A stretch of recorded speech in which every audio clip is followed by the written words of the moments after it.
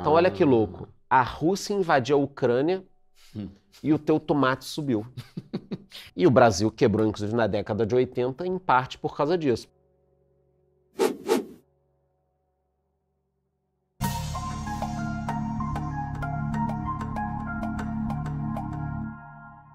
Vamos tentar descomplicar aqui. Primeiro, o que é macroeconomia e microeconomia? O oposto de macro? Existe microeconomia? Existe, é importante pra gente. Macro, sempre numa linguagem tudo. mais sem tecnicidade. Por favor. Tá, pra galera aqui. Não tem nenhum Você pode professor. até falar em hebraico, mas em inglês é proibido aqui no meu canal. Não vem falar mindset, é mudança de mentalidade. Mas já veio alguém aqui que falou muito assim, não? Você nem deixa, né? Eu não deixo, eu já corto a asinha logo, porque ninguém vai ficar humilhando ninguém aqui, não. Tá, então vamos resumir aqui. Macroeconomia pra galera, quando você pensar no país, nos índices, em tudo que tá acontecendo. E micro, o nome já diz o quê? Micro. Vai ser as empresas, o que está acontecendo em outros lugares. Tá. Então, macro é o tudo. Tudo. Arábia, Estados Unidos, presidente mudou. A Selic, Tá. a inflação, o que está acontecendo na macroeconomia? Aí micro já vai ser para dentro das empresas. E como que a macroeconomia influencia nos Vai investimentos? influenciar muito mais. A macro? A macro. Tá. Por quê? Vamos lá. Você quer nos investimentos ou no dia a dia das pessoas? Pode ser nos dois. Tá, vamos lá. Já que você veio, eu vou sugar aqui. Vai, vamos lá. Vamos pensar aqui uma coisa que é muito fora da vida das pessoas, mas afeta mais elas, né? Quando começou a guerra na Rússia, Tá. o que aconteceu com o preço do petróleo? Disparou. Por que disparou essa desgrama? Porque a Rússia é um dos maiores produtores de petróleo do mundo. E ela sofreu sanções e, teoricamente, isso seria retirado do mercado. O mundo A parou gente tá falando, de sei lá, pegar. de uns 10 milhões de barris dia. Caramba. Por causa da guerra, um monte de país parou de pegar petróleo deles. Isso. Tá. Mais ou menos. Tá. Oficialmente, sim. Porque já se sabe que a Rússia vende para alguns países que vendem no mercado. Tá. Entendeu? Aí esses países compram mais barato e vendem mais caro. É um rolo do caralho. Mas o que as pessoas têm que saber é o seguinte. O preço do petróleo disparou. Chegou a $120 o barril.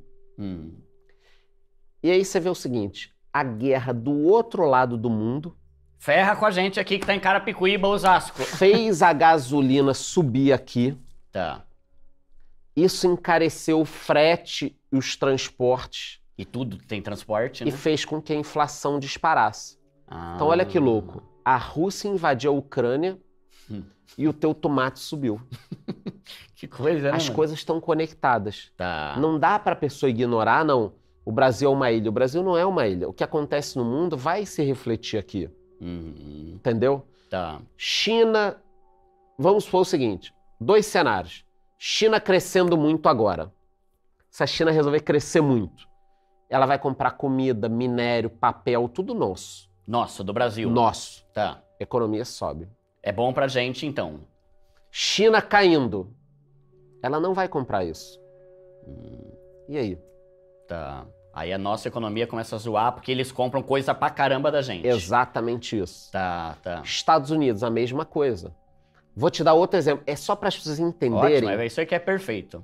Vamos olhar aqui a questão da macroeconomia, juros e como os Estados Unidos podem influenciar investimento, tá? O juro americano está na faixa de 5% ao ano. Tá.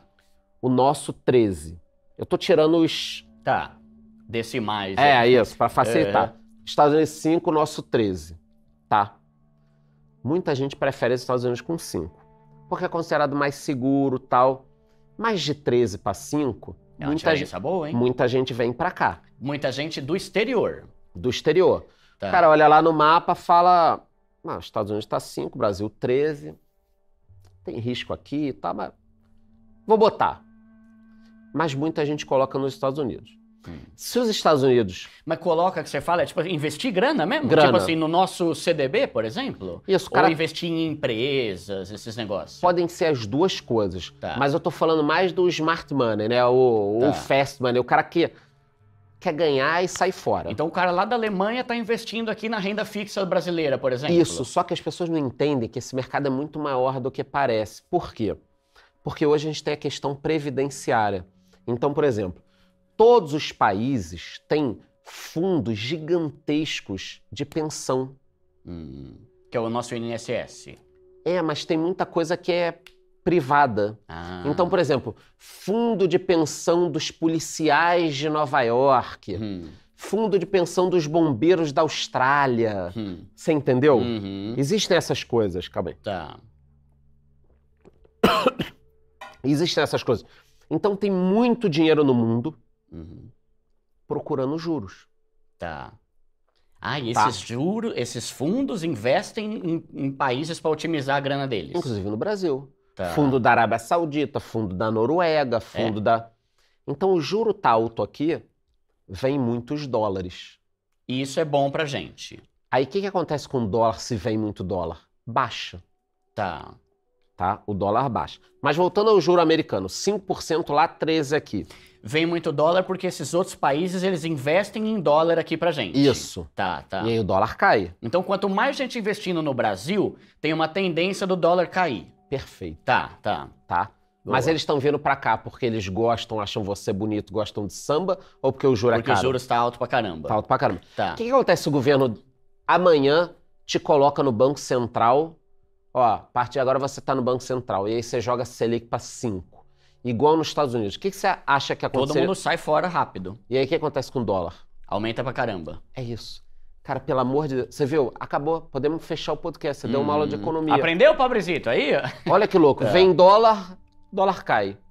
Dólar vai embora, dólar sobe. Então o que eu tô querendo falar é que os Estados Unidos tá 5, aqui tá 13. Se o governo daqui baixa para 8, os Estados Unidos sobe para 8, 8 e 8, o dinheiro vai todo para lá. Né? Tá, porque tem mais confiabilidade lá, Porra. Né? E aí você pode falar, pô, Charles, mas calma aí. Eu li outro dia que os Estados Unidos estão devendo dinheiro pra caramba. Mas é dólar, eles que imprimem.